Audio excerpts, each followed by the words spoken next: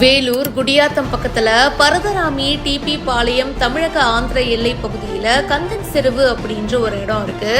அங்க ஏரியில ஒரு யானை தண்ணி குடிக்க வந்திருக்கு.